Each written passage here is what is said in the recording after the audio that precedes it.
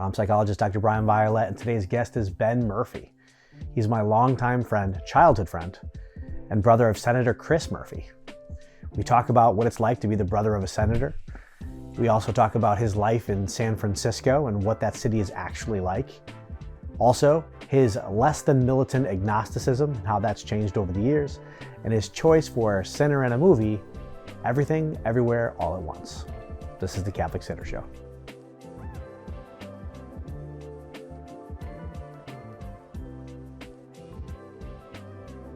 So I want to start with, before we get to the religion and politics stuff, I want to talk about, there's a few things I want to talk to you about.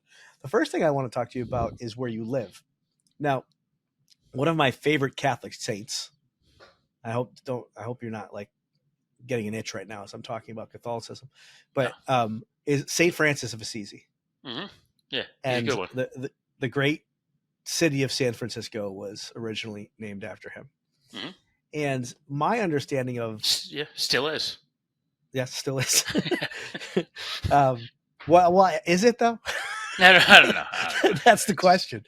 I mean, my understanding of San Francisco over the last, I don't know, I guess brief period, maybe 20, 30, maybe even 50 years, is that it's sort of the beacon on the hill for liberalism. And it's the utopian liberal world, at least from, I mean, I've never been there. Yeah. So I'm basically asking you. It is, in a sense. I mean, San Francisco itself is really changed drastically over the past 10 years. A lot of the families and lower middle income people in the sort of the vibrant like music and art scene has been pushed out, and it's just the Google executives and the Facebook executives who own all the homes there. So the prices have shot through the roof. It's almost impossible to like buy anything there now. Yeah. So it's a very different city, and that has changed a bit of the politics of it. But yes, it is very liberal. It's extremely liberal. It's entirely blue, and parts of it are shades of blue that I didn't know existed before. And there are a lot of homeless. There are, but they're generally not products of the area. They come here because services are provided. So, a lot of people down, in like Tucson, they'll put them on a bus and say, go up, and see St. Francis, and they'll end up and they'll get off a bus in San Francisco. But yeah, there's a lot of homeless. Distressingly so. And COVID, oh man, I lived in the city for a while. I don't live in the city anymore. I'm in the suburbs outside of San Francisco. Yeah. But I go in there a few times a week. And since COVID, because now it's just no one lives there. It's all the people who work in like corporate offices like me just drive in and they work and they live out in the suburbs. And so there's no nightlife money. There's no nightlife. The restaurants are dead. There's no like property tax base, and it's just going downhill fast. Sounds like Hartford in some ways. Hartford's much the same way. Yeah. I mean, it was anyway, but COVID made it worse. Yeah. Like, I mean, nothing's like Hartford. It's not like Hartford, but Connecticut's rising star. It's still rising. Connecticut's rising star. It's gone up 0.1 degrees. Yeah, exactly. Still rising. Yeah. But last time we talked about San Francisco as we were preparing for this, you said that you've become a little disillusioned with the area, with the politics, with You said shades of blue that you'd never known existed. Yeah. Well, tell me more about how your view has shifted. Yeah, I mean, I think I've never been a particularly, devout member of any party, although given my brother, people listening, is a politician, a U.S. senator. People assume that, and I've been involved in politics because of that. But I've never really. I certainly lean that way, and I vote that way generally. But other than that, I don't really subscribe to much of it. I think two parties kind of stink. The whole idea is to entrench themselves as much as possible. So I thought you were a bleeding heart Democrat. No, I mean, I would just think of it as more of a two evils thing. Mm-hmm.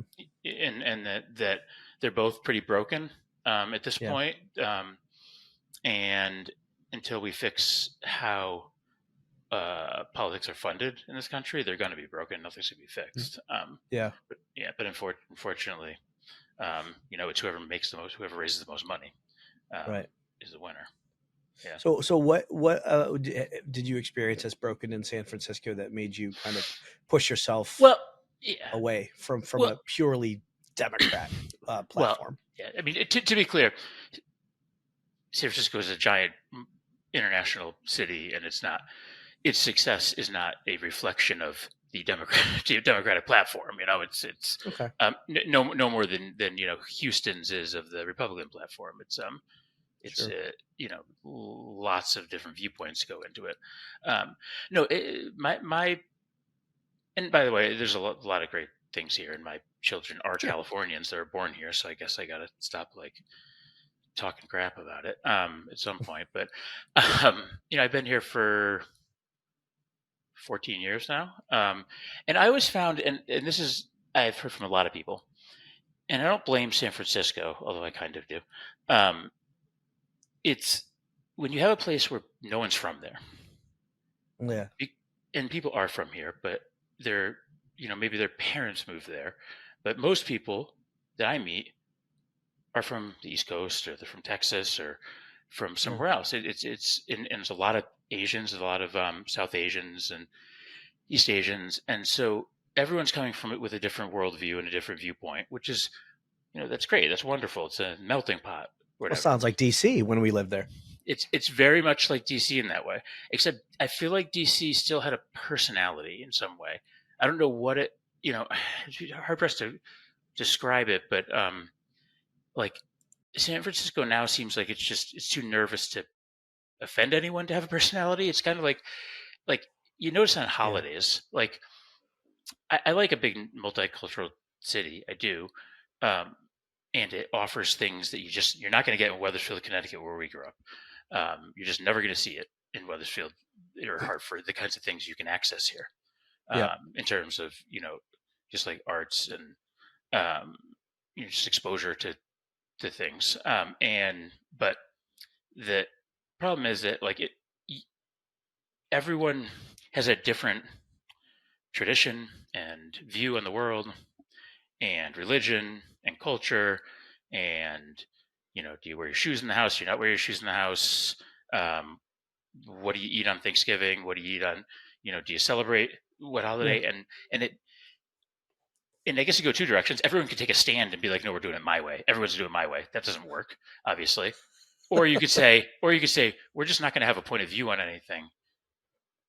And there's and it kind of just it waters it down. This is something I've heard from a lot of people. It's just like it just doesn't feel like it has a big deep connection to tradition. Much tradition. Well, I mean that's kind of that's what I mean. Yeah. Like why we need progressivism and traditionalism, because taken to its absolute extreme. Yeah. I mean, on the one side, taken to its absolute extreme, traditionalism never changes. No matter how many problems there are. No improvement with a traditional worldview. But then if there's no there in a progressive worldview taken to its extreme without the balance of tradition, then it becomes sort of nothingness. Yep. Yeah. Have you found that you've attempted to express an opinion? I mean, you're from the East Coast. You can't take that out of you. You can't take Connecticut out of you. Have you found yourself being shut down for your views? No. And to be clear, I do lean to the left, certainly on many issues, maybe not every single one, but I do. So no, but there's a part of the culture out here is a politeness to talking about things like that. You're not shut down because people don't not allowed to talk about it. Things like what? What do you mean? What are some tension points? I mean, nobody wants to sit around the dinner table with someone they just met and start talking about abortion or anything. I'm not saying like that, but sort of politics or views on politics or views on sort of world events or things that are happening in our country. It's it's almost, I just feel like sometimes spoke about at like from like a distance, like Yeah. a clinical way, is Mm-hmm. kind of what people have adopted, rather than like kind of passionately being like, you know, that's BS. My grandfather got shot in the ass in Germany. Like it's not Yeah. it doesn't like You don't get that, yeah. yeah. I don't know, and I'm being a little too hard on it, but that's I think that's what a international city is kind of like, though. You know, Diversity, the multiplicity, the yeah, tolerance. Those are values and virtues. yeah, absolutely, and that exists also. You know, if you go to Hong Kong, it's like that there too. Yeah, It's not the only place, like DC where you lived. It's like that. So, sure. um, Yeah, but yeah. at least DC, you had people that were staunchly in one political party and Oh, for sure. entrenched and would fight with one another. Oh, for I'm sure. wondering if San Francisco, it's like, okay, we're not talking about it, but we it's assumed that we all agree. Yeah, it is kind of like that. Yeah, it's just, it is there is an assumption that we all agree, and it's like, wait, that person said what? I mean, there is a powerful like Republican or conservative interest here. Oh, really? Yeah, a lot of the really really rich guys Yeah, yeah. who They run want to the keep their money. companies. Yeah, they want to keep their money, and they want to keep you know us dirty liberals from getting beach access in front of their homes and other important issues. Hmm. That but so there and there's huge massive companies. The biggest tech companies in the world are here, and they all have a lot of money to spend and a point of view on politics, and it's Sure. not always progressive. Hmm. If they're if they're already in power, they don't want to be progressive. But yeah, but it's very liberal. It's Interesting. the most liberal place in the country, I would imagine. I can't imagine there's a more liberal place in San Francisco. No, I can't imagine one either. You mentioned your brother before, Chris. Do people assume that you maintain the same politics as him? I mean, actually, let's go back a step. Do people know? Do you tell people, hey, do you know who my brother is? I learned a long time ago not to lead with that, especially when people didn't know who he was, and people still don't know who he is. But he does have a national. I mean, I don't know. I'd be interested to hear from you. Yeah, I feel like he has more of a better, like somewhat of a national profile now that he did not have just a couple of years ago. I think he rose with Trump, actually. Yeah. In a way, yeah. As Trump became more prominent, he was more vocal against Trump's viewpoint. Yeah, or just being like a sane, logical human being is a nice counterbalance to that guy from a certain point of view. Yeah, and I think that he has a few big issues. One of which is gun laws. And, gun control. That's where I hear gun control. So that was one where he had a couple big like floor speeches that I think got him somewhat prominent. But a lot of people, I don't assume people know who he is. First of all, and second of all, you generally don't want to be that guy. Like who's like, because first of all, you look at jerk. When you're 23, you do. No one really cares. Yeah, absolutely. When you're 23, at a bar trying to talk to a girl, you definitely do. But then you find out she's like, well, where is he? Is he here? So I can stop talking to you. Yeah.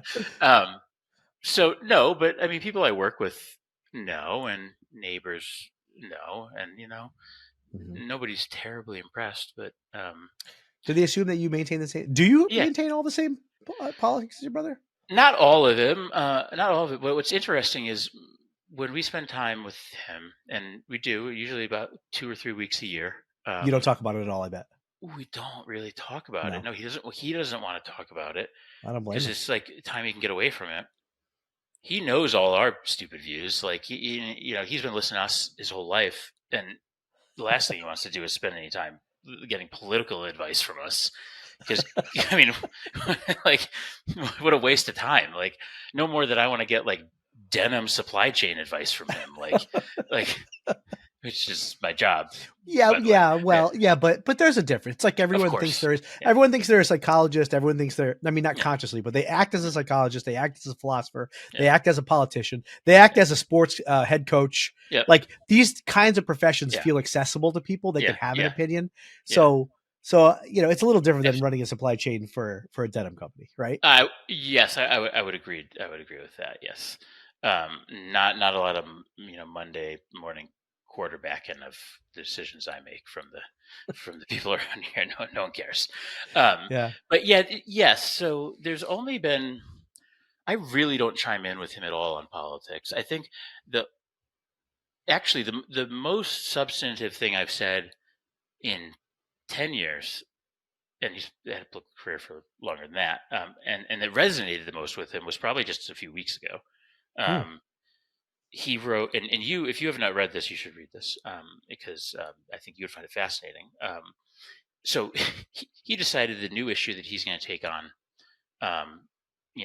is not, some big budget issue or foreign affairs or domestic policy. It's loneliness and disillusionment in America. I'm excited. Yeah, and just this growing sense that what's his hot take? Speaking of non-politicians speaking into politicians, let's hear your brother talk about mental health. Oh yeah, exactly. Well, I mean, I think it's that a lot of and he's backed up by I imagine some of you guys, wherever you guys get together and agree on things or disagree. We disagree more than we agree. But go on. Obviously, just that this, the sense of sort of loss of connection, the uncertainty and speed of the world, yes. where we fit in it, is it safe? Kind of this, and just this disconnection from a world that's too big and too fast moving, is something that a lot of people feel. I mean, I told them, and I'm doing fine. I told them I feel that, like I feel it, and it causes a lot of people to retreat into themselves and retreat to places that maybe not be best for them, and it causes a lot of anger. And so one of the things he started talking about, and he is not a religious person per se. He believes in. He's not an atheist, but he's not a churchgoer. Is the value of religion and church's community, sure, and kind of saying this liberal idea that's not essential, is, well, he's kind of like, well, where else is it happening then? Sure, like where else does that happen? San Francisco. Yeah, but you have to be like into like quilting with like specialized Iranian fabrics to get into this group or something. Well, like it's all like specialized. Yes, right. My passion since very young. So it's that. It's where does that sense of belonging come from? And his argument was nothing's really replicated it quite like religion has. So maybe we shouldn't be so damn dismissive of it to fellow liberals. Oh my gosh, how much time do you have? I have so much to say about this. I mean, just on a personal level, my first thought is I remember when I first moved to DC and your brother was generous enough to let me stay in his apartment. Yeah, I remember that. Yeah, that's right. When he was a representative at that point, I believe. Yep. And I was there for like a week until my apartment, I could move into my new apartment that I had coming. And I remember sitting in your brother's place, and it was so lonely. It was so lonely. And I mean, I had my computer, and there wasn't a woman's touch in the apartment. So it was just bare walls, a refrigerator with like some old milk in it. It was like a television. Wait, was he there? No, he wasn't there. Oh, he was okay. So I lived the Chris Murphy experience. I don't think he was married at the time, or I don't remember. Maybe not. Well, he maybe married but didn't have kids. He would have been maybe. What year was this? This is like 2008, 2007, 2008. Yeah, he got married in 2007, so it was right around there. Yeah, and his wife did not live in that apartment at any time.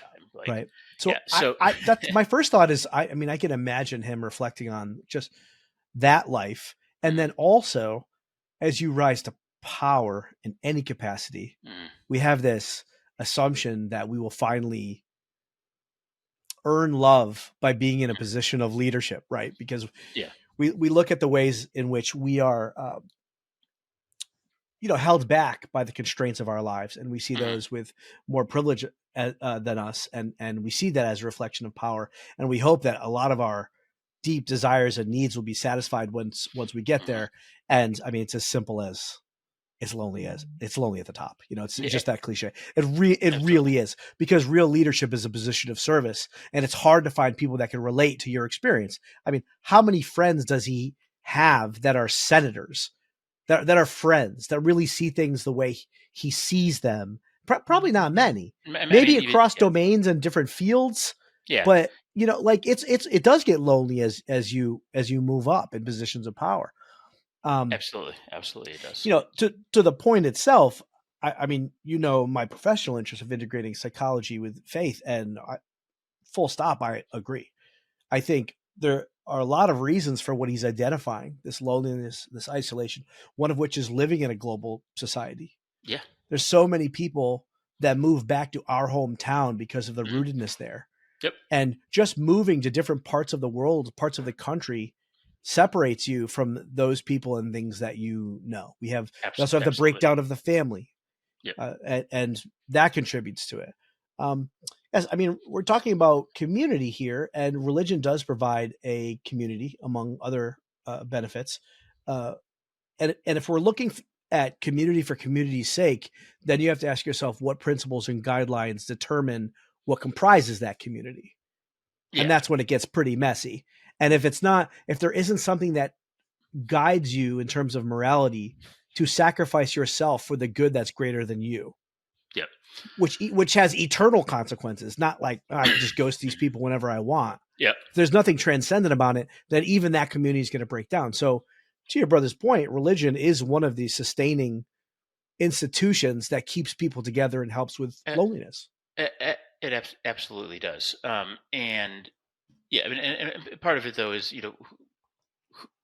who prescribes this? Who's the one who decides what community looks like? I don't think it comes from the center, from a senator. Like, no, I guess it's more about identifying the problem. Sure. I did want to say that you can, even if you're deep into a community, it's an American right to ghost anyone at any time. We're great at that. That's a pioneer's word. Pioneers just ghosted everyone. That's just that's a great American pastime, is just disappearing. So well, I mean, relationships require intentionality and sticking through the most difficult of times and enduring all that pain. And it's easy to turn and walk away, especially for men. Yep. The challenge for men is to stay engaged. Yep. The challenge for women is to back off. Yeah. Right. But for the challenge for men, it's very easy for us to walk out on our family and our responsibilities. That temptation is there. Absolutely. So yeah, I think ghosting is a major temptation, because we don't have the same gifts of empathy and relationality as women that keep us tied to other people. So not all of us. No, there's a range, of course, and these are skill, not skills, but dimensions of personality that you can cultivate and develop. But on a natural level, by and large, generally speaking, women are more empathic and relational than men. Of course, they are. Absolutely. I mean, I see it in every facet of my life. I mean, it's.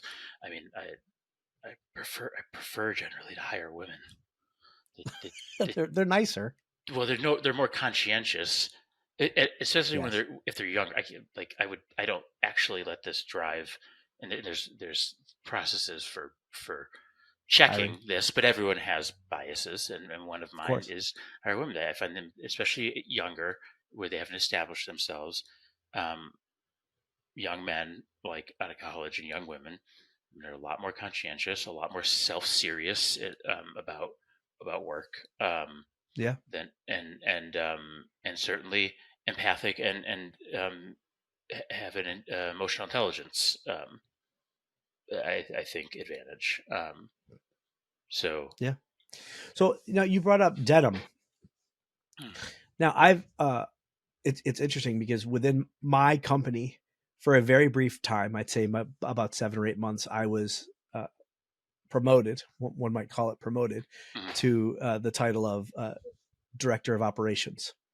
And I absolutely failed at that position. Great. Yeah. Absolutely failed, Yeah. and shifted over to my current position, which is more personnel oriented, which is in my wheelhouse. Absolutely, it Um, is. Yeah. so you generally work in operations, but as long as I've known you, Yeah. you've You got been it right. an artistic man Yeah. and a I am. creative man. I'm surrounded by my art. Yeah, absolutely. So how do you work that balance? I mean, I'm sure you're very good at operations, but It do you find professionally that there's a part of you that you have to stifle? Do you just express that in your personal life? Like, how do you make it all work? I say express it in my personal life, and but I also am best at my job don't let when I don't let the nature, the sort of the analytical nature of the work stop me from expressing that. And I find when I do, people appreciate it and see it.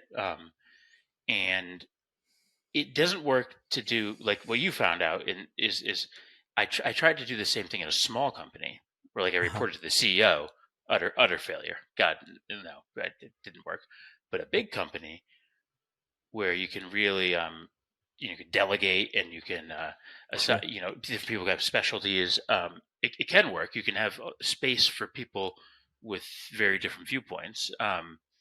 And so I find ways to be creative and kind of and in that sense,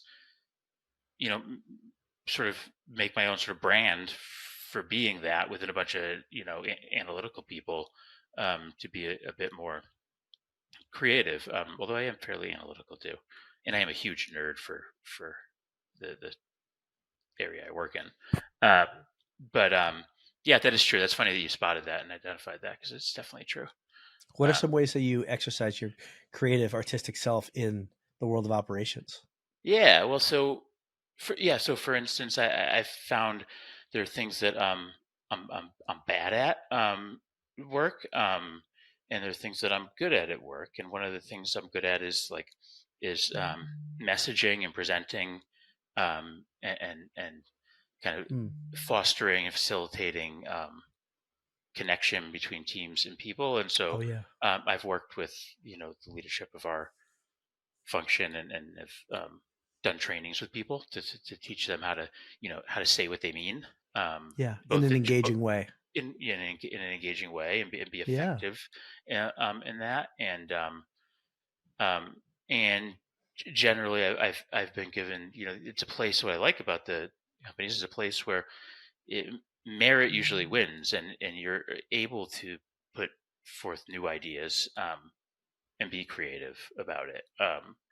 And there are places I've worked where that is not the case, where you just stick to the program. Like, Yeah. screw these bolts in every Yep. Tuesday Yep. and don't ask questions. I mean, that's a Because tough way to we live. make money. Yeah, because we make money that way. Yeah. So don't mess with it. And this is not one of those places. So, um, yeah, but there's always a little bit of a mismatch. But that's why I have my girlfriend's an artist. I'm an Mm. artist, and yeah. Yeah. So I mentioned that the screw these nuts and bolts in every Tuesday because that's the way we make money doesn't actually have long term sustaining power. There's short term gain, but in terms of the health of the company or even just at the level of a department, you'll see cracks. It'll fracture over time when there isn't that human element.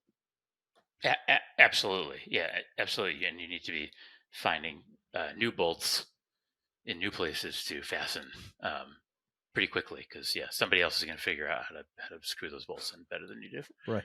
Um, yeah, Yeah. unless where I worked, it's those bolts are protected by law as international property and they're yours, or intellectual property and they're yours. Hmm. So nobody else can have those bolts. So you can screw them in all you want over and over again for Are money. you comfortable naming your company where you work? So right now I work at Levi's Strauss, Uh, and then yeah, pretty liberal company. Even though it's a lot of people it's seen as Western, um, very liberal, sort of in the culture. sense, yeah, the culture because it's owned by a family, right? Although we're public now, one family has a large interest in it, and our most recent CEO is just stepping down and is a very strongly opinionated guy about politics. Um, and there's certain issues he's picked to push real hard. Yeah. Interesting. He's a Midwestern guy who's from the army, and he And he's doesn't a look. liberal guy. Yeah, and he That's doesn't interesting. look like a liberal. Or sound like a liberal. Yeah. So Levi's, yeah, and then Can I before that, get some free jeans? We can just maybe These work out days, some kind of barter system. everybody has too many in stock, so probably you could just go in and grab some and walk out of there, and no one will care. No one will notice. no one knows. Ben yeah, said absolutely. Ben said I could take these. Yeah. Oh, Ben. That Ben. I get you a deal on some sweet jeans, some sweet 505s, or Is that you think I'd look best in the 505s? That's an embarrassing fact is that I still don't know like the real differences between all those different fits and stuff. I don't know what a 505 I'm a numbers. is. I'm like a spreadsheet guy. I'm like, we got to make 1.2 million of these this year. I don't know what they are. I don't know if it's a pant or shirt, but it's got a number. Widgets, exactly. Yeah.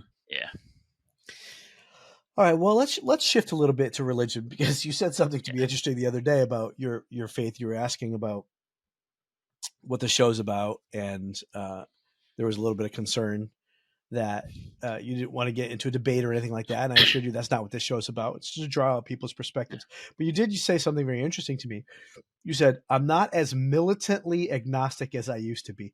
What does it mean to be a militant agnostic?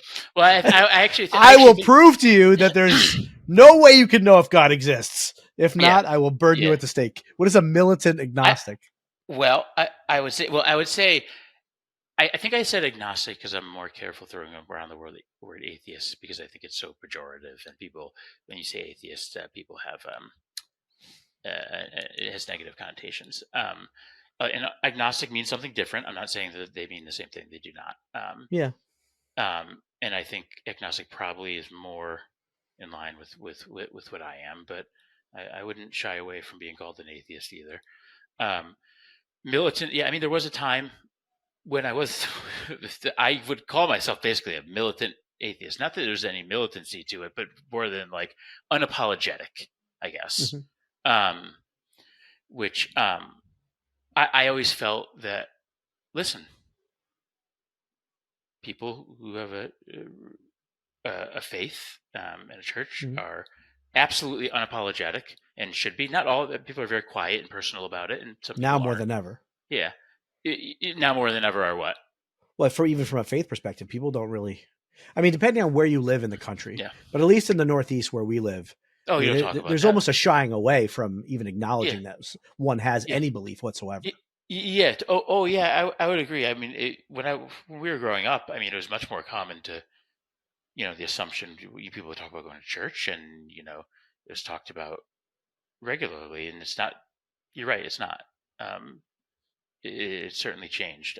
But there are a lot of people who feel free to be, as they should, unapologetic about their view, and that's and I'm not saying they are doing it in a rude way or something that impinges or infringes on other people's views. They're just, this is what I believe. Yeah. This is my truth. Like, and these are the reasons why, and that's kind of what I felt. Why should I shy away from that? But I think that's right. I would agree that you shouldn't. If one doesn't believe in God, or isn't sure, is more on the atheistic spectrum, or is it the Eastern faith, whatever it may be, there should be space created for someone to be able to publicly state that if they want to.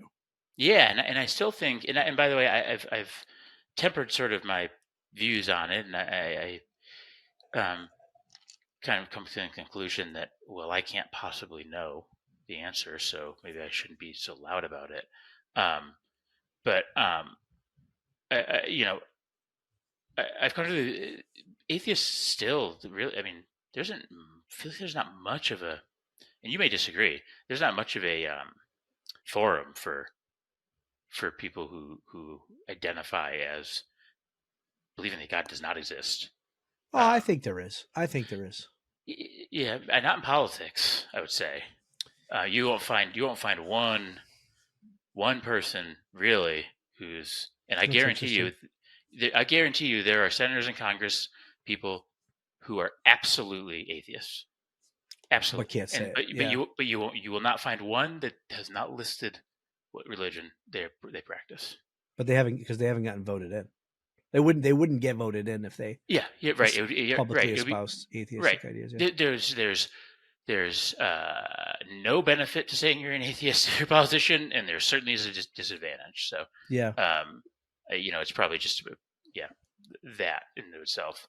I think Yeah. maybe in the world of Hollywood or the world of, Mhm. I mean, the intellectual world, the academic world, there's plenty of Yes. space for atheism. Yes. Yeah. You see the circles that you're in, like I'm not in political circles. no, that's the thing. Like Yeah. academic circles. Yeah. Yeah. Although your academic circles probably tend less towards atheism, but yeah, no, I know, like, some of your education, I'm sure you have the people absolutely that viewpoint is part of it. And essential in some sense. Well, Like, I'd say the most common viewpoint in my world, and not Yeah. just my psychological professional world. Mhm. Well, the most narrow, like my actual being Catholic, like we're all believers, but then you extend it beyond to the world of psychology, and then I would argue even beyond that to the larger, at least cultural landscape in the Northeast. You get, I'm spiritual but not religious. It's like, I believe in something transcendent. There's something more here than just me. I can't exactly describe what it is, but I'm sure it's real. But no institutional norms or morality of telling me what to do. That is the most common view. I've always felt when people said that, it was a little bit of a cop out. But that's not fair to say for everybody. But I feel like every girl I dated before I got married, spiritual but not religious. Yeah. Yeah. Well, the problem is religion. The religion. I mean, the problem is that it's not a problem, but the reality is that religion makes demands on you. Mm-hmm. If you're going to subscribe to a faith, you're going to believe that, at least a Christian faith. Well, that's one thing I did. Yeah. Faith is a broad word, but if you're going to subscribe to a Christian faith, you do believe that God revealed himself to you from outside of space and time, and in some ways gives you a system of morality which determines what is good for you. Yeah. And that's like the best version of morality. I mean, there's a lot of interpretations of that. It'd be, oh, this is the church telling me I don't want to enjoy my life, and it's repression, all this stuff. What do you mean the best version of morality? It's the purest? No, by the best, I mean, like, if you think of, okay, so I have a 5-year-old kid. Yeah. Other moral, if you take more, like, okay, say we do have morality, call it morality. You can substitute that word semantically for something else, but there are rules in the house. There's parenting. Yeah. And if I tell my kid, don't touch the hot stove, am I telling him don't touch the hot stove because I don't want him to have fun by touching the glowy orange, warm, inviting experience? No, of course not. The rule, the prescription, the limitation, the boundary is because if he touches the stove, he's going to harm himself. It's out of love that moral system expressed through parenting is given to him. And a proper view of religion, that's how one would view morality. Now, outside of the system, there's a lot of different interpretations of what that is.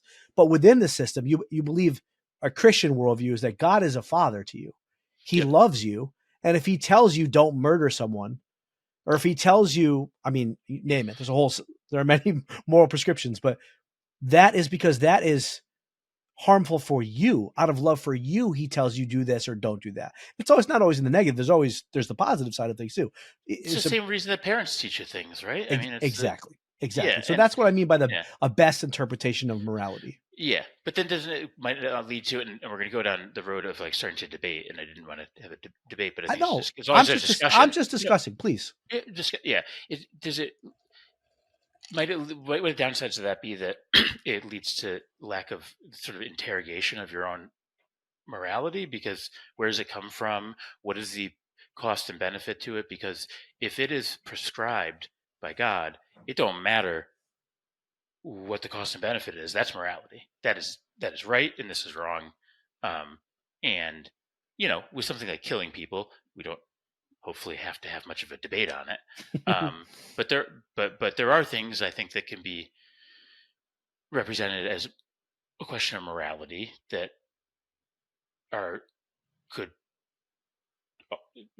not moral in some sense, and if you believe it comes from God himself, you're not going to question it. Sure. Yeah. Yeah, I'd say two things about that. It's a really good point, and I think what you're, I guess, pointing toward is an essential part of anyone's spiritual development. So Yeah. you cannot just, first of all, people learn faith typically from their parents. You cannot just accept the religion or the faith of your parents. You have to make it your own. You have to question it. You have to delve into it and make sure that it makes sense for you in your life. Or otherwise, you're basically just, it's an unexamined life. Yeah. And that's very unhealthy. I mean, even in my own spiritual conversion, probably my mid-20s, I had to go through a lot of what I believed. And some of the things that I had learned from my parents, I had to throw out because actually it wasn't the most consistent with the Catholic teaching, but it was filtered through my parents' perspective. So I think even in a religious context, you do have to make your faith your own. That's so full stop. So I agree with you there. On the other part, I mean, if you believe, I mean, now we could start to get into philosophy and things here. I mean, if you believe that it's from God, you have to believe that it is actually he has given you the actual, if he's a good and loving God, he has given you the actual standard for what is right and wrong, what is good and evil, right? Yes. Right. If you believe he's God. Right. So then it becomes a question of, well, actually, that doesn't resonate in my experience, which I think is what you're pointing to. Is there's times when something that is a moral prescription, when that moral prescription does resonate with what I believe to be true, right, and good. Yep. In my worldview, and this comes from Saint John Paul II, his philosophy, which is called personalism, which is this both and of maintaining two philosophies into one. One would be like phenomenology. I don't know if you know about what phenomenology is. It's the experiential philosophy, and on its own, basically, it's a branch of existentialism, which is I get to determine morality. I get to paint my own reality on this open-ended canvas. My experiences, all that matters, and there is a value in that. But also, it needs to be weighed against Thomism, like the Thomas Aquinas, the teachings, the prescriptions. A lot of Germans in. What's that? How do you pronounce the Phenomenology? Yeah. Max Scheler, I believe, was German. Yeah. Okay. So anyway, the idea is in a Catholic worldview, you do enter into someone's experience. It may be that it's not resonating with the teachings of the church, but it's to help someone realize that the reasons for that is because it's filtered through my own hurts and my own wounds and my own psychology. And ultimately, if you believe it's God, he's God, somehow I need to get to the point where my worldview aligns with what the church as a mouthpiece for God is teaching. Yeah. Okay. Yeah. And I think, this is, I don't even want to make the point because it's like the most overdone sort of debate but I am interested in your viewpoint because it is one that I never heard a really good answer for, which is don't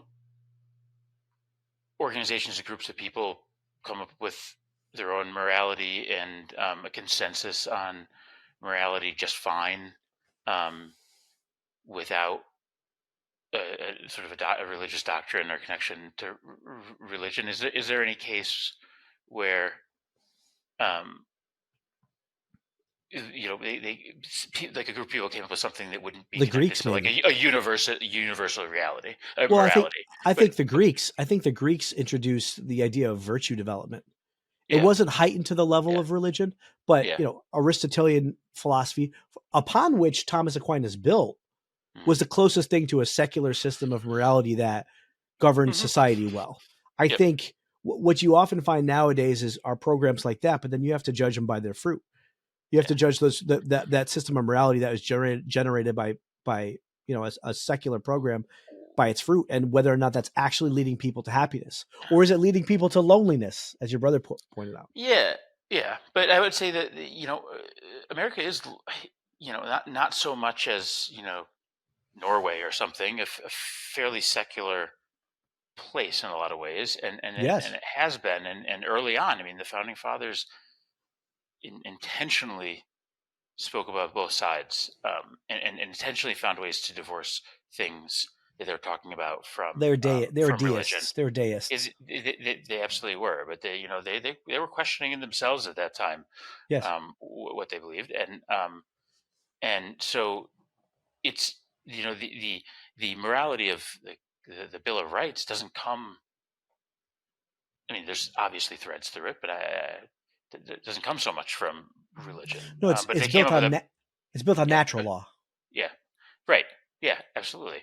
And so I guess the question is like, you don't need religion, right, to come up with a sense of morality, or for a person to feel like they had to adhere to a moral code. I wouldn't think. For law, for the purposes of law. Well, not for the purposes for the purposes of a society functioning in a healthy way. Of living well. Yeah. Yeah, I mean, I don't know, because my worry about that, without any kind of without any sense of some kind of transcendent dimension to a body of knowledge which governs behavior, there is the temptation to just serve the self over serving others, and that leads to like a denigration of functioning. Yeah, I see that. Like, I would agree with that. I would logically agree with that. But I think that it also leads to a denigration of social standing and relationships, and there are costs to it, that I think would reinforce that you wouldn't want to do that. And I would, the people who are, broken in their own way, or just so don't give a crap that they're just going to do what they want to do, they weren't going to listen to God either. Like, No. they weren't going to, they were going to do their own thing anyway. Like a hedonistic worldview, like whatever feels good, do it. Exactly. I think a lot of American culture nowadays is built on a hedonistic worldview, which sooner or later, I mean, it just doesn't work. Like, we all know that you have to operate outside of your emotional life to do what is true, right, and good in order to function. Yeah. I mean, I think a lot of people are starting to agree. There's actually, my brother feels like, and I feel like there's a bit of a new alignment coming, maybe on some things that we're kind of intellectually and morally bankrupt in a way. Like, we don't have much to say, at least from a leadership position on it anymore, and speak from authority. And one of the areas where the biggest area where Democrats and Republicans are coming together is on the very uncomfortable place which big technology plays in our daily life. I mean, social media and AI and all that. Social media, AI, all of that. Yeah. Sure. Yeah. Well, without religious values informing our decisions about AI. Oh yeah, it's scary. It's terrifying. It is terrifying. I don't know where it leads, but when the smartest guys around who are making tons of money off this stuff and are going to make tons of money off it say, "Hey guys, this is going to destroy all of us. You should probably listen." Or they say it might destroy all of us, but it's worth it for the sake of science. It's like Oppenheimer. Right. Yeah, exactly. Oh God. I mean, I do have faith in the fact that we created some terrible weapons of mass destruction, and World War III hasn't happened yet. There has been some level of restraint. The frightening thing about AI is that we could lose control. Yeah. Well, that's just it. But the reason there isn't World War III is because more than one country got them. Once more than one country got them, you can't use them for nuclear weapons, right? All it takes is one psychopath in power. Right. Yes, that is true. But I would say that, with a few exceptions, the kind of countries that have been able to put the resources and discipline behind developing something like that have a robust enough sort of society and institutions that psychopaths don't regularly get to the power. top. Yeah, it's not that they can't. Yeah, regularly. It's not that we do have evidence of it happening historically. Yes, but it's not the most common. It's not the most common thing. And what you find is people rallying against that person. Yeah, if they do rise to power. Exactly. Yeah. Yeah, for sure. Yeah. So, you have any other thoughts about AI? And it's I have a very vague idea of it. what it is because I have to use some of it for my work, and I've taken some. I've done some coursework in it, just from an application, right? Not like I'm doing coding and like Sure. that kind of stuff, but Sure.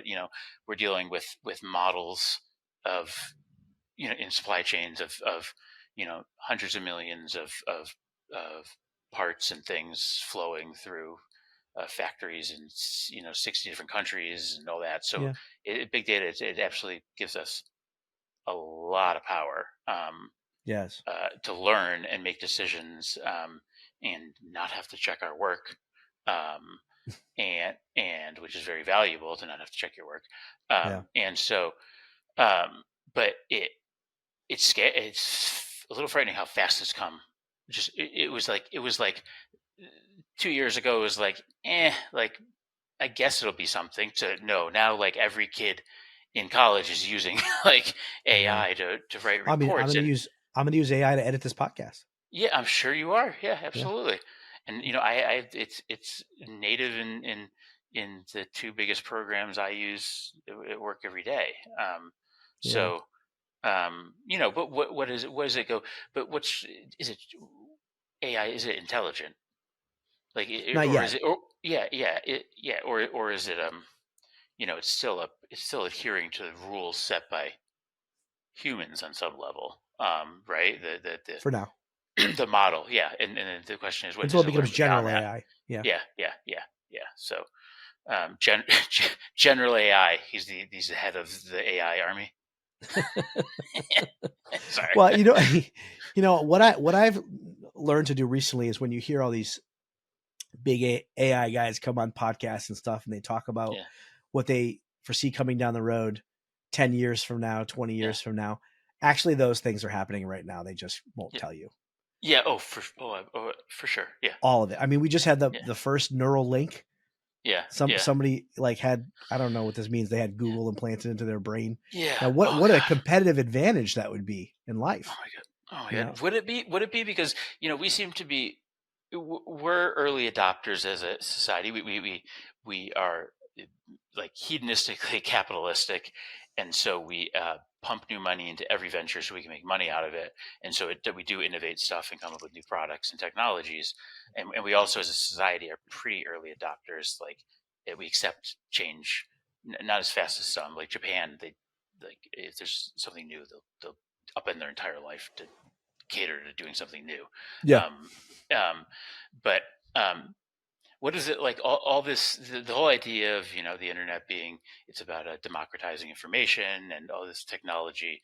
Putting Google in your brain is going to give you, you know, better access to information about your health and all this stuff. But yet our life expectancy is going down, and Is it? yeah, and for the first time ever, we are behind in basically every leading indicator for health and happiness and The United education States. in the United States. Yeah. Yeah. Like what are we getting out of this? I'm not entirely sure. Yeah. So yeah. I think it's a breakdown of relationship. It's what we were talking about Yeah. earlier about Yeah. the loneliness. I think your brother is Yeah. a bit ahead of the curve here in identifying that the disconnection happening among Yeah. us is what is obviously Yeah. there's going to be chronic physical health issues associated with levels of stress and Yeah. associated behaviors, eating and Mm. connectedness. You said something earlier about how we turn inwards when we're depressed. It's the most counterintuitive thing in the world, but when someone is depressed or anxious, the answer is to look outward. But all we want to do is cover up. We don't want other people to know. But the most helpful thing is to reach out to people. Yep. And so And if we're somewhat disconnected, then if we're already disconnected, then there's no one to reach out to. We don't have the normal pathway of disconnecting, connecting with people. And I'll tell you, as someone who has suffered from depression and it runs through my family, and I have fairly recently, as I went through a divorce, that man, does modern technology really make it easy to disconnect and to look and to stay inward. Yes. I don't have to see anybody. They don't. No. They put the food outside my door. All my meetings are on Zoom. Yep. I can go to the doctor without leave my chair. Yep. And it's not great. I mean, No. when you're in that mindset, just going to the doctor's office to like check in and be there and be present and be seen and like have an interaction is important. Yes, it is. Yeah, Yeah. yeah, yeah. Yeah, it's true. And the temptation, and our life has become so convenient. Like we have Mhm. DoorDash and Uber Eats, and Yeah. everything is. We don't have to go to work anymore. We don't have to leave our homes. Yeah. It's tough. It's really Yeah. tough. Yeah. So Yeah. what? I see that. Yeah. Go ahead. No, I was going to ask you, like, what are you working on in yourself right now? Oh boy. As we delve Yeah. from religion into psychology a little bit, like personally, what are Yeah. you? I would say, to kind of speak freely. This is the past year has been the first time in a decade or more that I have done much of anything differently Hmm. for myself. It is kind of I reached a point in my late 20s where, and when I was getting married, that I thought sort of I had arrived as the person I was going to be, and pretty happy with that version. I mean, not everyone was happy with it all the time, but yielded pretty good results. And I have family, um, and I was making enough money, and so that version of me was going to get to the finish line and hit all the marks along the way that I need to hit. And that's kind of the how I played it for the next decade plus, and didn't really work on much, I would say. Yeah. Before that, I had.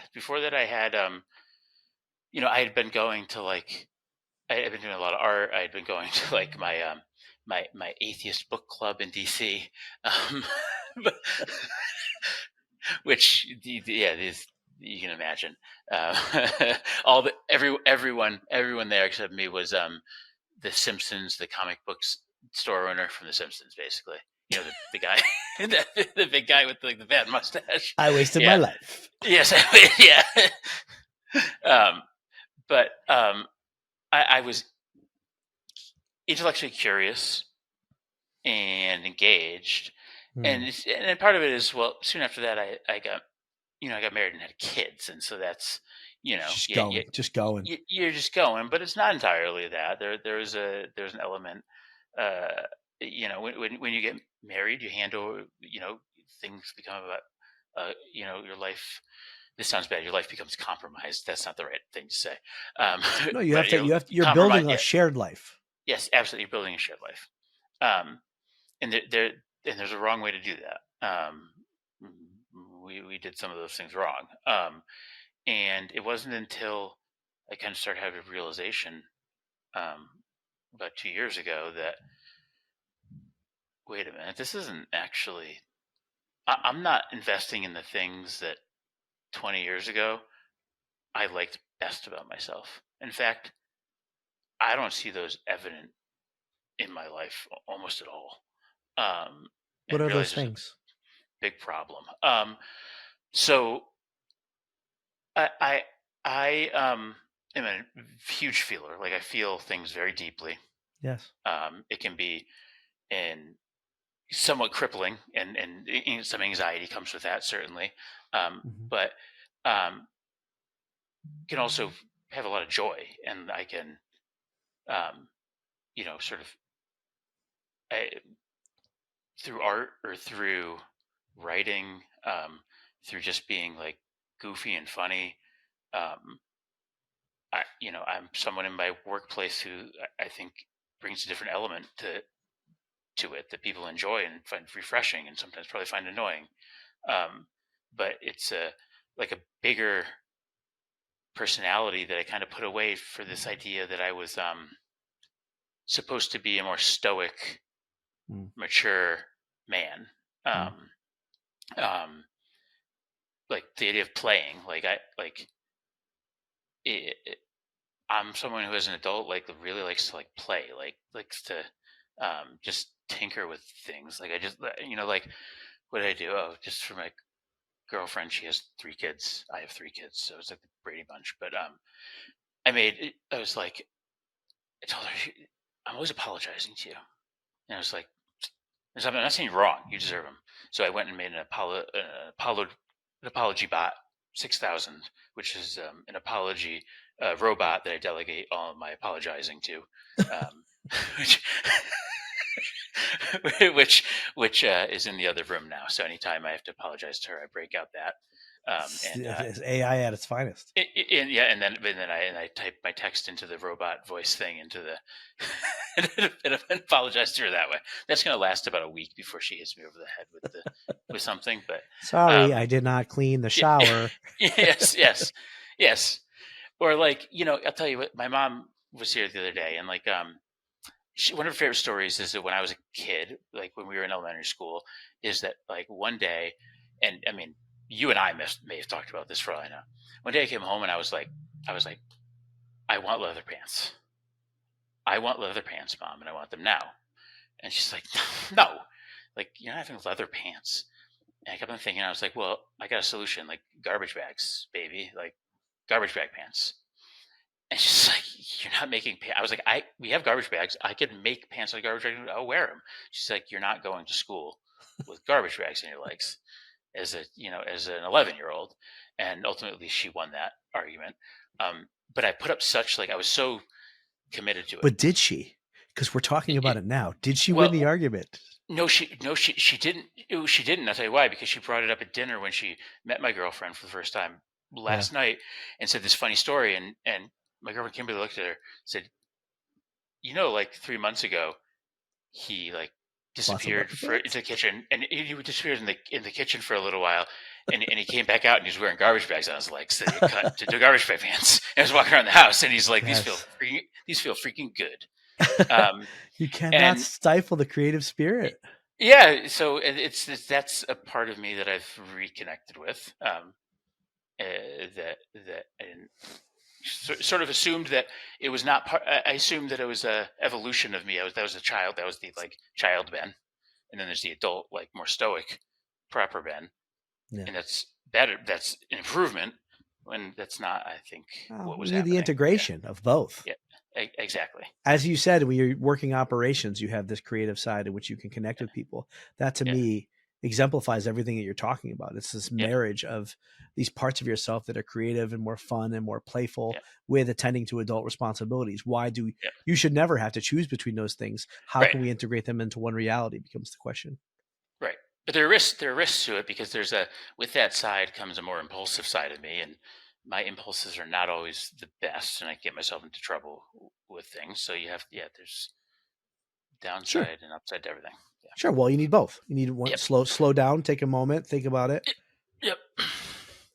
All right. Let's shift to this movie. Okay. Everything, everywhere, all at once. Is that what it? Yes. Right. Correct. Yes. Is it everything, everywhere? Everything, everywhere, all at once. Oh, I think so. Yeah. So usually when I watch these films in preparation for the show, I take notes. I got to about 20 minutes into this and I was like, no more notes. I'm just going to experience this film and look at it from a big picture perspective. Why did you choose this? I have to say that I kind of cheated a little bit in choosing it, because some of the movies that are most important to me are not maybe like movies that, and I'm not a bit like cinemaphile, by the way. I'm not a big movie guy. But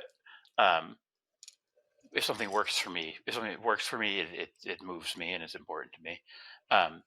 This one, I was just trying to think, man, what new movies have I seen lately? Between kids and going through divorce, I wasn't at the movie theater a whole lot. So I was thinking, and this was the last movie I actually saw in the movie theater, and was one of the most interesting things I've ever seen. And kind of touched on, in different ways, how I feel about the world and the universe, and the fragmented, the randomness, and the people's desire to see patterns where they may or may not exist, and the complexity, and in the face of the complexity and sort of starkness, that at the end of the day, there's you, and there's your family, and there's, and it's your choice. It's a choice whether you choose to get lost in the sort of starkness, or you choose to invest in what you already have. And yeah, so I think that's the reason. And also, it's just like crazy movie with Yeah. like they walk a line that you should not be able to pull off. Movies try to movies try to do things all the time that are crazy, Yep.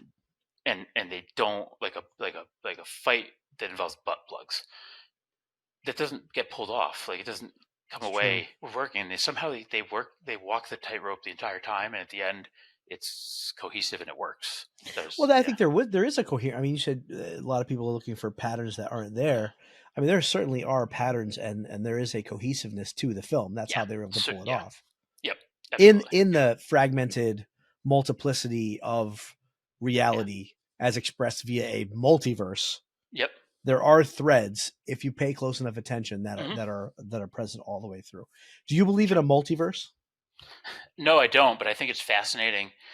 I don't, and this is what's interesting, and this goes to just questions about God and consciousness in general. Is no, I don't, because it sounds so freaking preposterous and impossible that how could it be? But then it comes to, what does that have to do with anything?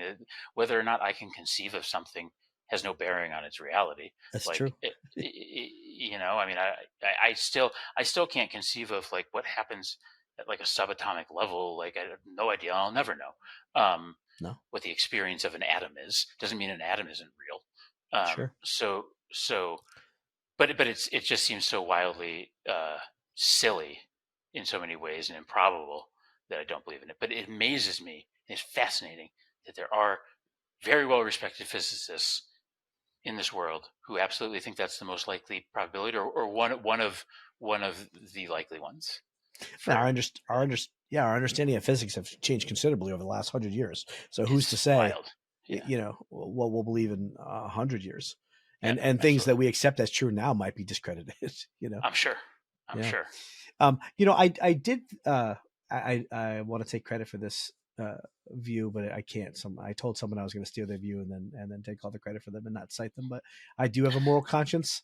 Yeah. No, but he was just highlighting to me that one of the beautiful things about the multiverse as it's portrayed in this film is it does increase your capacity for empathy, because if you yourself can be in these different lives, Mhm. if you can experience all these different lives, then you can imagine how other people's lives are. Absolutely. If it comes down to one decision you made, which then has a rippling effect and affects the rest of your life, and you can end up somewhere else, well, then when you encounter someone who's living a very different life with a very different worldview as you, there's some sense that you can relate to where they are and what they're going through. That's a really interesting point. I hadn't specifically thought of that, but yeah, it just multiplies your experience, and empathy can come from experience. Right. Yeah, that's an interesting point. Yeah. Yeah, but just like step away from the I want to talk about like the philosophical things, parts of this, but that the lead woman in this is amazing. She's I don't know who she is. She's a stunning actress. Well, I forget the actress's name, but she was in Crouching Tiger, Hidden Dragon. That's right. Yeah. That was a long time ago. Yeah, you're right. She was. One of my favorite scenes in the movie, and it speaks to my sort of struggle with religion and struggle with whether something like a multiverse exists. But both, the idea of God and the idea of multiverse, in lots of ways, have a lot of similarities to me, in that I both have a struggle with both as a probable reality, because both of those mean that there is a set of laws guiding and controlling our universe that are so divorced and foreign to what we experience, that it's almost preposterous. But at the same time, like I said before, just because I can't conceive of it has no bearing on whether it's true. But there's a scene in the movie where she goes and there's the cop and she turns his head into confetti. Yes. And like you're like, oh, like it's interesting what they do in the movie. It's like, oh, that's hilarious, like that's crazy, and it's the insanity of it. But at the same time, it's clear in the movie this man dies. Like, Did he turn his head confetti or his gun into confetti? no, he's first he comes out of his mouth, and then his head disappears into confetti. Oh, okay. And he falls to the ground. Hmm. And to me, it's like there's a little bit of what it feels like to live with the idea of religion, because it's like, all right, you just go through your daily life. You understand how everything's going. You understand what the rules are. You understand how you interact with the world. And then there's also this other world where someone's head can turn into confetti at any moment, because you're telling me that there's a realm out there that just completely defies everything that I've experienced in my own life. That for all I know, I mean, why in heaven, why wouldn't people's heads turn to confetti? It's probably what happens all the time. It's there's an absurdity to it that to me, an absurdity I don't mean in a negative way. I just mean it's so foreign that's similar to the multiverse to me. It's just yeah. Well, let me ask you this: do you believe in the unconscious? In the unconscious, what does that mean? Like, do I believe in the? What is? For example, say we marry our parents. Say you marry your mother. Do you believe that's possible? Like in a like symbolic Freudian way? Sure. Or like, or do you mean do I actually marry my mother? No, not actually. No, that would be more Freudian if you actually married your mother. Yeah. No, but what I mean is, in my world of psychology and working with people, I mean, what you're describing is commonplace.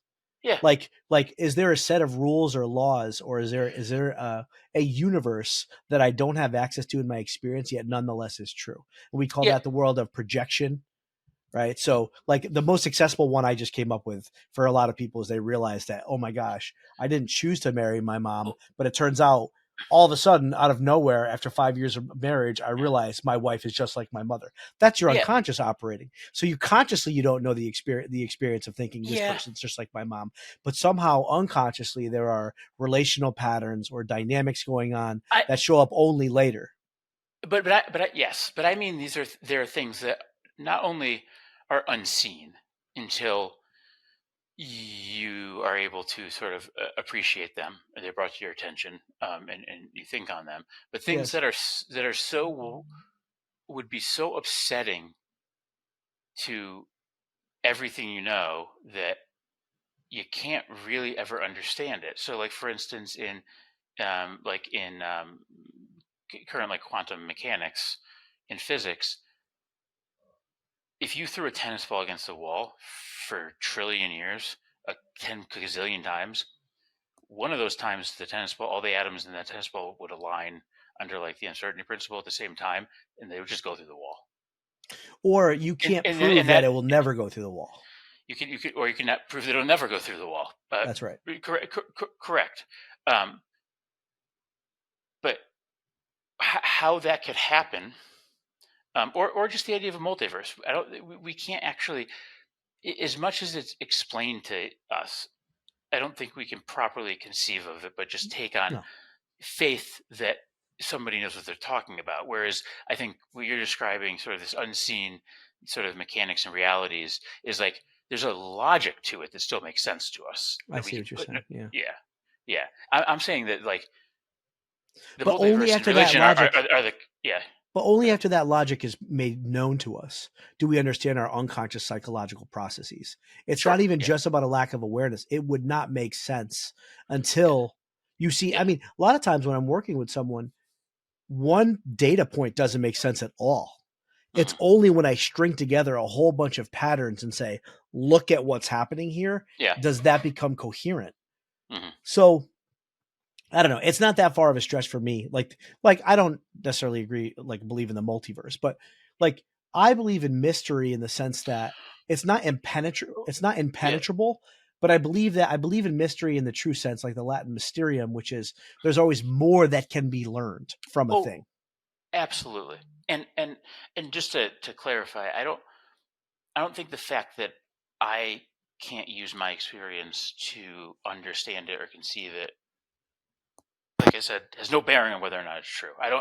Yeah. I believe fundamentally the way our universe operates is way beyond what we understand and maybe Mhm. we'll ever have the capacity to understand. Yeah. And I'm okay with that. So yeah, in that sense, I don't think. And one of the possibilities is there's a God. Right. And I'm okay with that. I don't know the answer to that, and I don't think I ever will. Um, Well, yeah. eventually you will learn the answer to that, Or one way or not, the or other. one way or the other way, or you won't learn it, and you won't know that you don't learn it. But that's what my But that girlfriend is an is. answer. If you Yeah, die and there's nothing, it's an answer. He learned. yeah, but you're not going to know it though. I Yeah. guess in a sense. Yeah. But yeah, I mean, I absolutely don't believe in an afterlife. And it's a interesting because my girlfriend, who we're in a very serious relationship, and I hope to marry this woman one day. Um, very much believes in an afterlife and is very much a Christian. Mhm. Um, and it's something that we've learned, and it's upsetting for her to think that I, I don't ascribe to the idea of an afterlife, and she does, and what that means. She says, "I don't want just 40 years with you. I want more than that." And I said, "If you're right, that's awesome. Like I want that. I definitely want more than 40 years for you, but I can't Yeah. believe something I don't believe." Yeah. And just to be clear on my perspective on this topic, it's not an entirely logical or rational enterprise. This is a question of faith, which I believe Of is course. a gift. Even from a Catholic perspective, I don't understand the mystery of Yeah. why, when, and how. All three of those qualifiers are important. Why, when, and how God gives the faith to an individual as part of his plan for all of time and space and history. But I don't fault someone for not having beliefs. I mean, it's totally logical for Well, me to believe that yeah. God doesn't exist. In a certain sense, like I can sympathize with an agnostic viewpoint.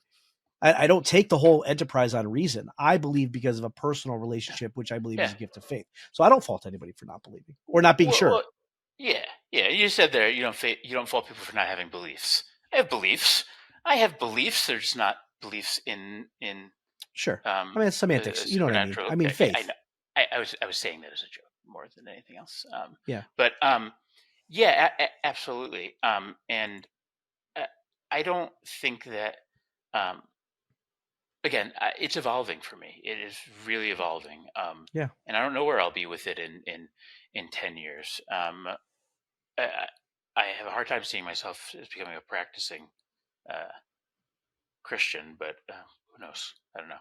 Well, I don't know. I don't know what'll happen with you in your life. Maybe, I mean, maybe you go the other way. Maybe you go into firm militant atheism again. But I will say this: if you do go in the direction of starting to believe, it becomes a domino effect.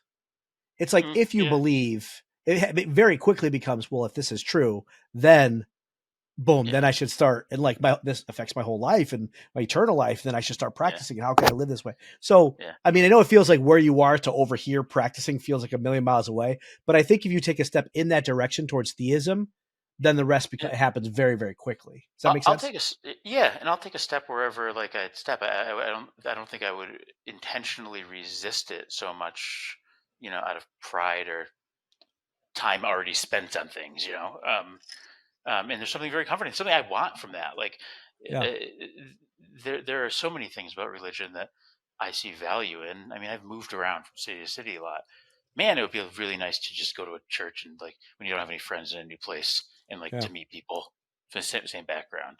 Um, Well, anyway, if you ever make that decision, come to me and I'll tell you the right one and all the wrong okay. ones. Yeah, you guys are really good at that, man. It's like I hope that I'm the just four kidding. yeah no I hope that the 5/6 of humanity that live in Asia are know that they're wrong, know that they got it all wrong. Yeah, no, I mean, Yeah, there are false perceptions regarding what the church believes on different faiths as well, and it's yeah, not, a lot of it is reflective of like, yeah, the No one expects the Inquisition, and like burning people at the stake for not believing the same thing. No, I mean the church believes that there is that people outside a Catholic worldview can have an experience of faith through the Holy Spirit, which is an experience of the Holy Spirit, experience of Christ, which can be interior and and in as many and on an intellectual level is preparatory for a Christian faith. That's not as like there are Protestant faiths where it's like there's 144,000 of us, we're going to heaven, and the rest of you are going to hell. No, but that's not a Catholic worldview. It's a lot more it's a lot more inclusive than people would have you believe. Oh, it absolutely is. And if there's a church that I could walk into, and by the way, I was not raised Catholic, but if there's a church that I feel most comfortable in, and like just to be in and have a conversation with someone, for instance, it's the Catholic Church. It is, and even though I wasn't raised with it, the ritual of it makes it accessible to me in a way that in Protestant churches I don't feel. And the acceptance of it's warm. Catholic faith science, is warm. Yeah, it is warm, and there's an acceptance of science, of science, and reason, faith, and reason, medicine. That puts it, I think, closer to Judaism in some ways than it does Protestantism. In some senses. What did you think of the psychology of the film in terms of the family dynamics? Yeah, interesting. I was the apple fallen far from the tree kind of kid, like she was. Now, I did not go on to try to take over all the multiverses, but my parents weren't really good at like showing me the possible career paths in front of me. They didn't really talk a lot about that, so I didn't even know I could do that. One of my options. I thought it was fascinating, and it was what I didn't understand was at the end of it. Mm-hmm. So she sees her husband, who she can't even see. She can't see anymore, right? Until the end. Yeah, until the end. She's a blind spot for him, basically. Yep. And I think at different points in our lives, we've all probably had some sort of relationship, be it work or family or whatever, where we felt that way, that this person just doesn't see me. And that's really nothing much worse than that. No. By the end of it, she sees him because why is it? Because she sees all the she sees him, right. He's this really impressive guy in another multiverse where he's gone on to America and he's made all this money from whatever the business, and is it because she sees those sides and starts to realize those are in him, or is it because of what she like sees in front of him, like her actual husband do? This is a fascinating question, and I think the answer is that it's both and. I think that something about that particular universe where he becomes a successful American multimillionaire is in that trajectory. He does learn assertiveness and how to articulate himself in a way that he didn't learn in the movies universe, because she basically beat him down the whole time. So living separately than her allowed himself to become much more articulate with what he does. Still the same personality core of loving, fighting with love and kindness, but he couldn't articulate it there. So that was part of it. I think she needed to hear what he's doing. But then back in the main universe, she saw it wasn't enough. She saw experientially when he was able to talk her into the IRS agent into another week. She saw like he did the impossible by just being loving and kind. And I think both together clicked for her who he really is across the multiverse. And empathy. He could do that because he was empathizing. Yes. And he could see what she needed. The IRS agent. And the lead in this is not, at least in the beginning, not a very empathetic person. Like she is. Yeah. No. She's I think she's operating. I mean, this is generational trauma. High stress. And she's operating from the wounds that her father inflicted upon her. Yeah, absolutely. Her dad was so critical, so judgmental. She was very good. She wasn't good enough. She was running a successful business and still living in fear of him coming to visit, like a little girl. Yep. Absolutely. Like that. She's still that little child. And although a part of her was able to, Hey, my parents are currently visiting and coming back and forth, so let's not hit too close to home, because every day I'm like, oh my God, that I still think about that thing that happened when I was 8 years old. It's like Yeah. it still has an impact on me.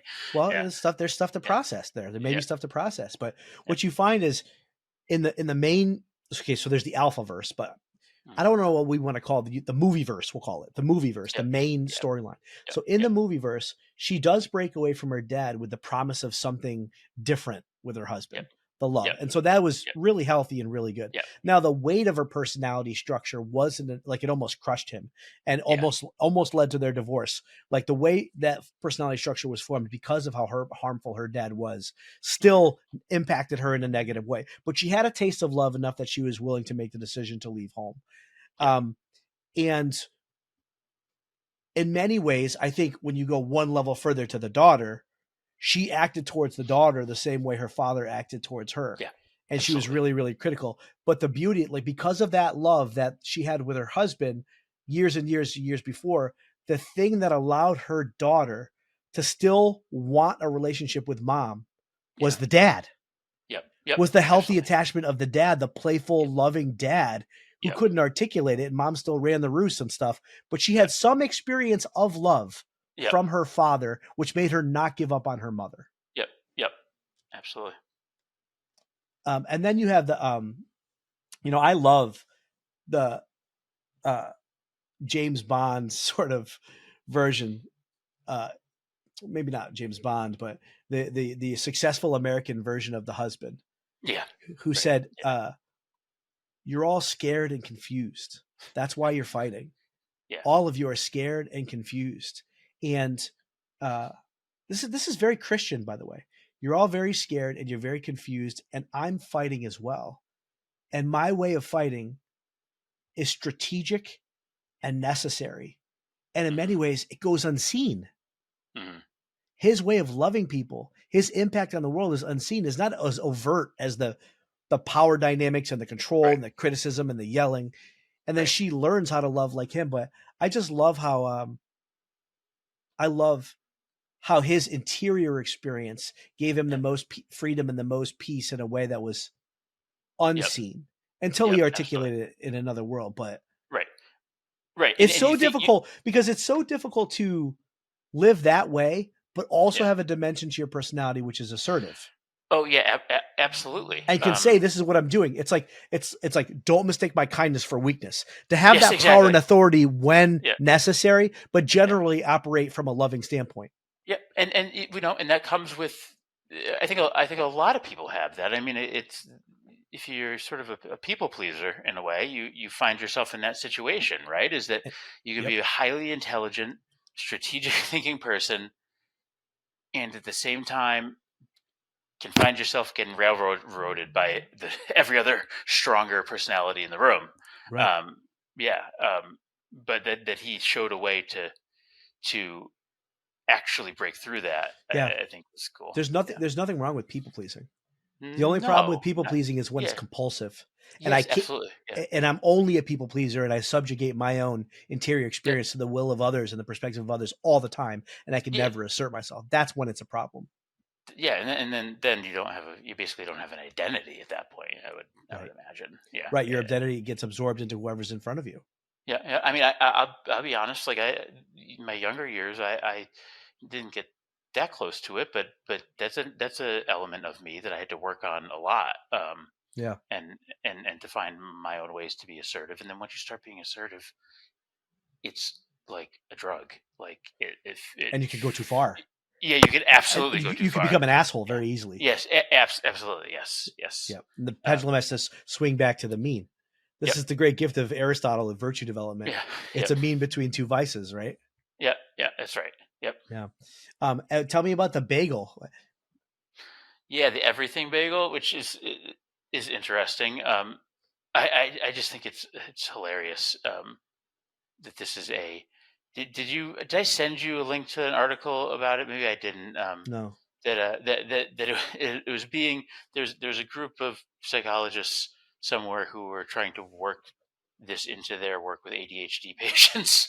the theory, That yeah, sounds terrifying, actually. yeah. And dangerous. Yeah. I don't know what elements they were taking from it exactly. I didn't read through the whole article, but yeah, I mean, it's nihilism, right? It's like, Yes, it's ultimately nihilism, which yeah, you're does choosing result nothing. in Yeah, suicide. And yeah. what's the point? That's what I toyed around with, like, existentialism a lot when I was younger. I even have a existentialist philosopher. But that becomes nihilism. Yeah, it does. I know. I have a quote by an existentialist philosopher tattooed on my arm from when I was 18 years old. Right. How pretentious is that, by the way?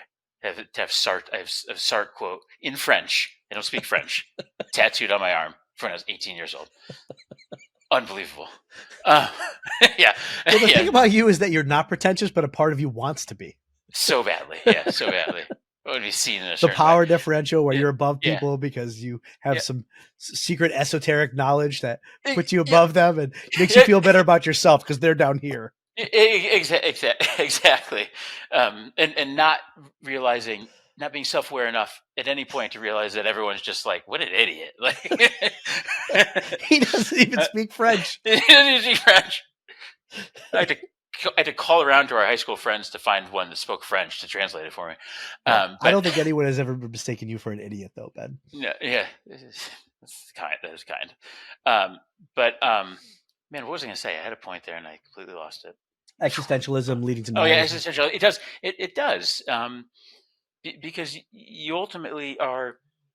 It's easy. It's very easy to say nothing has meaning, and it seems daring, right? It seems like it's a bold and daring place to put yourself personally, to say, well, this doesn't mean anything. Like, how profound.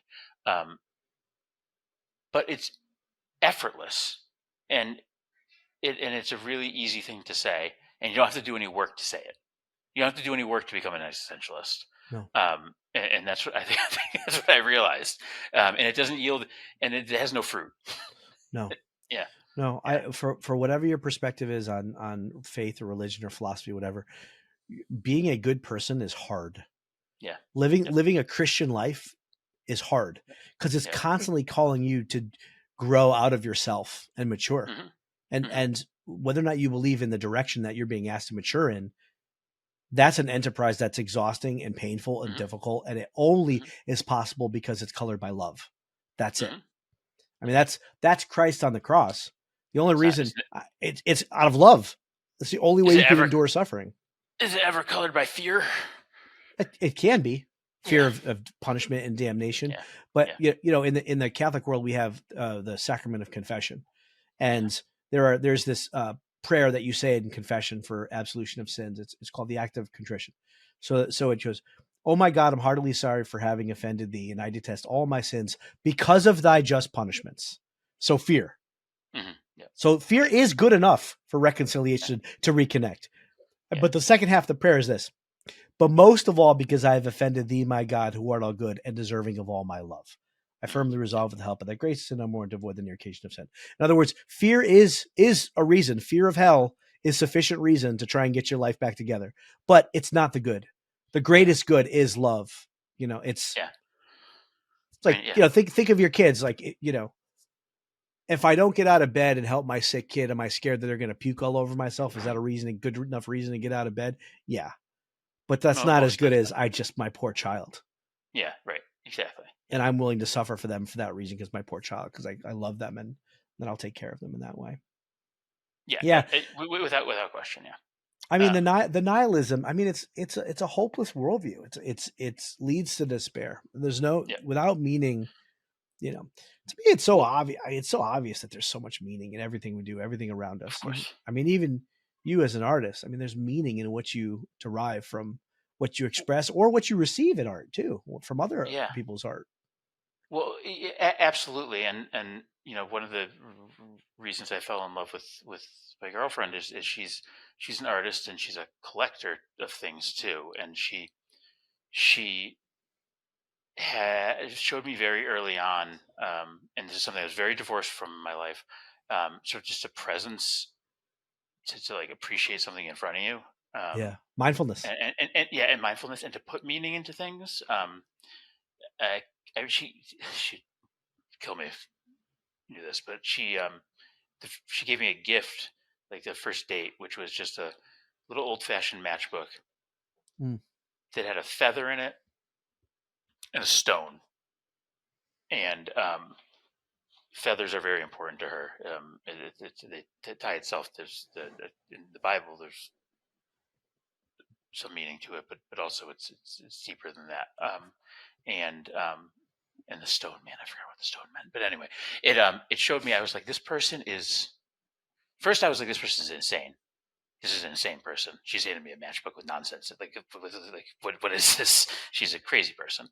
And then I was like, no, this is someone who really, really, really wants things to be important. Really wants to find meaning in things, and really wants to be present and have like profound experiences. And that was just not something that I had in my life. It's inspiring. Yeah, it is. Yeah, reminds me of the Willy Wonka line. A little nonsense now and then is relished by the wisest men. Absolutely, it is. Yep, it's great. Yeah. Well, any other thoughts on the film worth mentioning? Yeah, I mean, it's so much. I feel like obviously we didn't do it much justice. Yeah, I mean, I still, on its philosophy, I think I do like and this is, I've come across this in maybe the most sort of same choice, maybe one of the most interesting people I ever knew, and I didn't know them, and ever knew of, because there's a book written about him. Kind of a choice being made in this, which is to, if you look in front of you deep enough, and you put aside, your own biases, you can find something beautiful and worthwhile in the life you already have. Gratitude. And gratitude. And there's have you ever read the book Into the Wild? It became a movie later. Yes.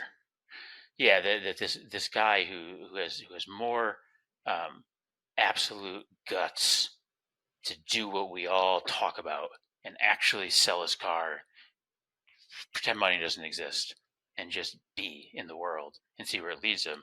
Yeah. And it's these amazing adventures, and he does things that no one really does. And then at the end of it, when he's dying, comes to the conclusion that all he really wanted, at the end, it led him to understand that there's a little house with someone he could love and a picket fence, and that's where he could spend the rest of his life, like exploring that person and who he was in that house with that person. That would never happen because he was dying of whatever. The idea of like sort of going out to go back in, and experiencing the world only to realize how damn lucky you already are. All that you needed was here. Yeah, exactly. Yep. You have to go forth from this is the hero's journey, right? You have to go forth from where you are to explore, to find, to rediscover that what you had was once here. Yeah. It's like Moana. It's like the cartoon Moana. A lot of Disney stuff, yeah.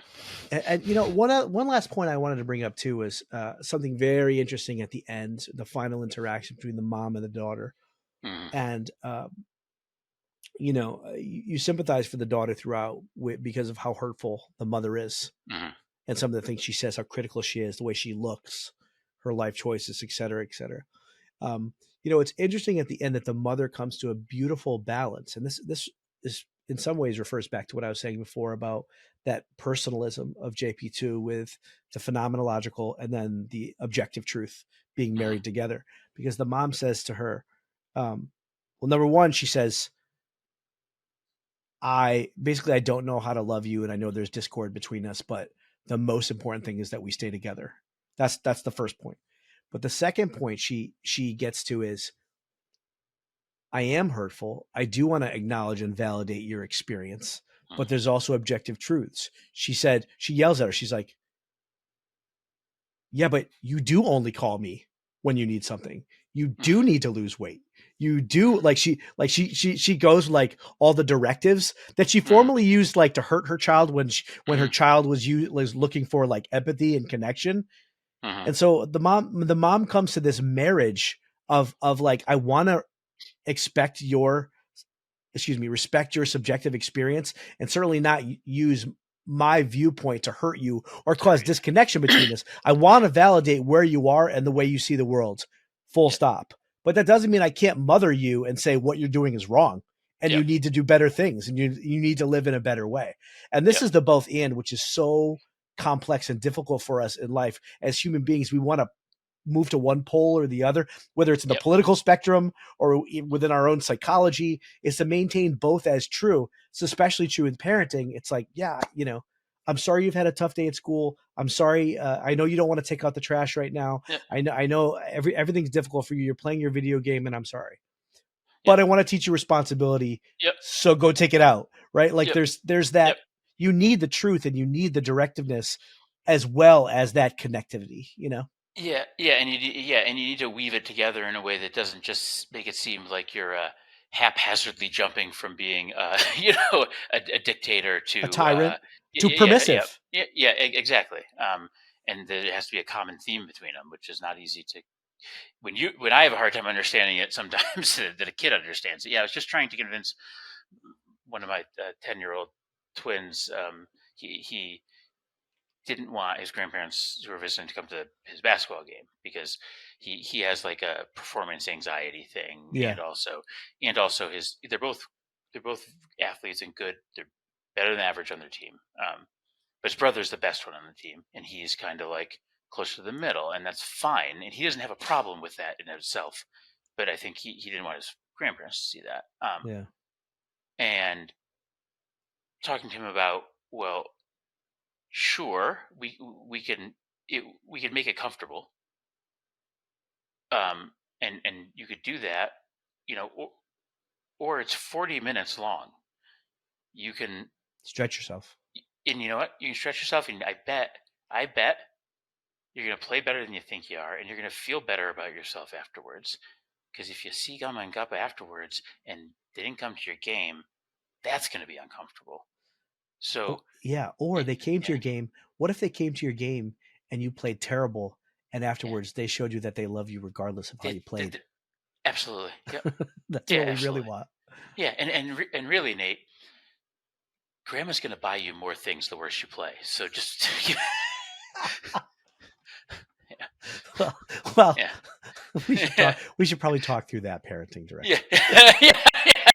Yeah. No, that's more. That's this more is how you manipulate people into getting. Yeah. Okay.